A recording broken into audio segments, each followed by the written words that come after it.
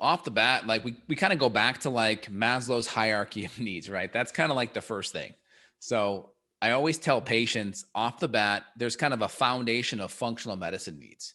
That's going to be clean water, sleep, and then clean food. And now we can kind of get in the middle of it in the weeds with the food and kind of getting your macros dialed in and getting all that kind of dialed in. But clean water, clean food, and good sleep. And so I always tell patients the more stressed you are, the more you need to be rested, fed, and watered.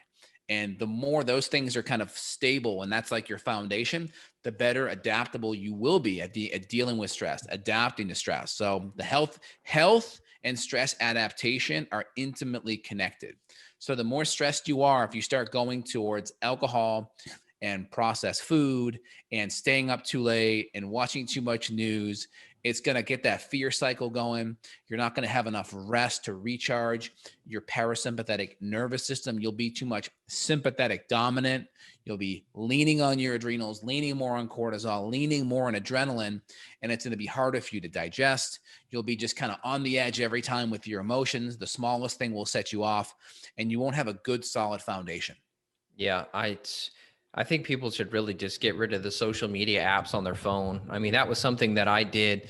I just noticed that if I have the social media apps off my phone and I have to go to a web browser to check them, it's much more inconvenient to do it. So I'm much less likely to do it. And also, for me, you have the option of being. Oh, speaking of that, you hear his little notification sound. Oh, social I media. just turned it off right now. Airplane mode, baby. It'll well there's been like trials done on how long it takes you to get focused again. And so what I've tried to do is to limit my distractions. I think the world now has become a world full of distractions, mainly because people are trying to solve all the world's problems on their own, meaning, I care about the trees getting cut down in the Amazon. So I'm going to go read about this. And then I care about this. So I'm going to go read about that. And then you're so scatterbrained that you kind of lost your own productivity. So I'm not saying that you need to just, put your head in a hole and turn the world's problems off in your head like they don't exist. No, I think it's just a fine line. And I think most people have lost the line of productivity because they're so focused on the issues. And a lot of the day-to-day decisions you make aren't going to change the world that much. Like there's nothing I could do necessarily right this very second besides maybe donating some money to some organization to stop cutting trees in the Amazon. Like it sucks. I don't like to see, you got all this illegal deforestation going on, but there's only so much you can do. So you got to find a way to find a healthy way to absorb the media, and most media is negative. So social media, news, and a lot of it's not serving you. That's the only point I have to make.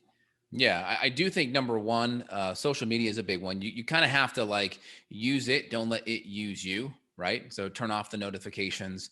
Don't let it kind of be there, something that you always go to, right? I think deleting it from your phone, or at least maybe on the weekends or periodically deleting it, can be helpful because you're not going to access it as much on the web browser. I think also people forget that most people use social media as their highlight reel. So they only post great things about their life and people feel bad about it. So I'm very aware about that.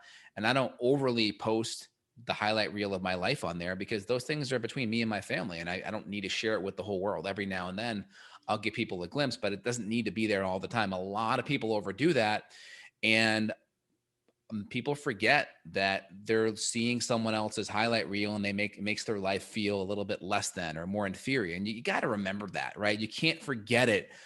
That gives you kind of a good perspective and a grounding. And it really just comes back to appreciation, right? The more you're grounded in appreciation for what you have, that really shifts that stress and that sympathetic kind of response of just inadequacy and feeling like your life's not enough. Yeah,